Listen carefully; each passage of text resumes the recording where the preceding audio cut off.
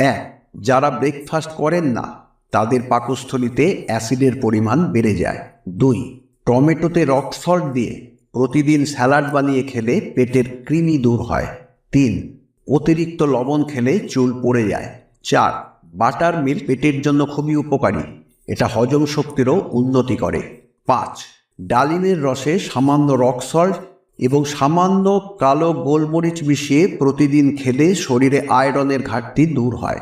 6, aloe vera জেলে 2 চামচ olive oil মিশিয়ে চুলে লাগালে চুল ঝলমলে ও লম্বা হয়।